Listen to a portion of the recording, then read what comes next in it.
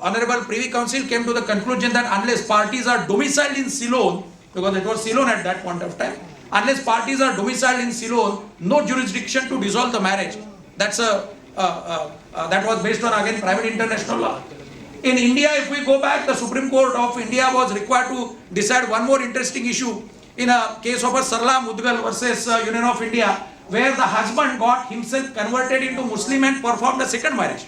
And then the question came whether this conversion allows him to perform a second marriage. The Honorable Supreme Court, based on the facts, came to the conclusion that merely for the purpose of marriage, if you are converting, then that is not a real conversion. So these are the problems which are faced even today. Take a case of Sri Lanka. There are 4 different groups which are here. Not only that, in India, we are having 4 different personal laws. Obviously, the problem is with reference to the respective religion. Hindu Marriage Act, there is a separate provision. For Christians, there is a separate. For Parsis, there is a separate. For Muslims, there is a separate provision. And now, obviously, the question comes with reference to all this. The most neglected portion is the child. The problems which are faced by the children is one of the prime consideration as on today. The joint custody issues, the joint parenting plan for those children.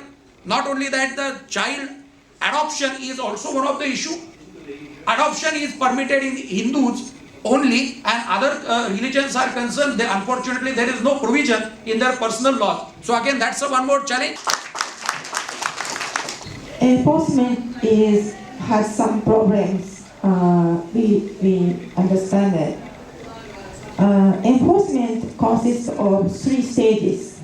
First, court send out a kind of warning letter to respondent, encourage them to return the child voluntarily by interviewing them and meeting them in person, but not always successful. The second stage is indirect enforcement. Court order respondent to return the child to country X, for example, and to make some payment to petitioner, a certain amount of money per day per child, if respondent doesn't comply with the order. His claim's well-founded. In 2013, an Australian-American couple in the United States, Peter Truong and Mark Newton, were convicted of charges of conspiracy to sexually exploit a child and conspiracy to possess child pornography. In 2005, the couple purchased a newborn boy from his Russian mother for $8,000. The baby boy in this case, Adam, was subjected to what the US Attorney's Office described as, quote, some of the most heinous acts of exploitation that this office has ever seen. They continued. It is difficult to overstate the depravity of the defendant's conduct in this matter. The defendant bought a child, falsified the circumstances of his birth and citizenship, sexually abused him to such a degree and so early in his life that by 22 months old, the child's sexual awareness, as depicted on video, rivals that of an adult. The defendant meticulously trained the boy to hide the truth from any who may inquire, and then transported him around the world for the purpose of his engaging in sex with more than 6 other men, all before his 6th birthday.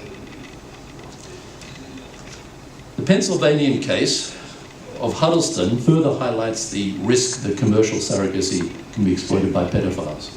In Huddleston, a young man commissioned a child via international commercial surrogacy as the sole intended parent.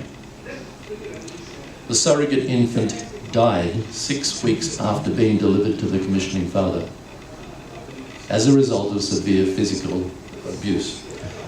To try to deal with these sort of issues, countries like Australia have limited surrogacy to what has been labelled altruistic surrogacy. In altruistic surrogacy, the usual practice is that a surrogate is given no financial gain for carrying a child, but is reimbursed for out-of-pocket expenses,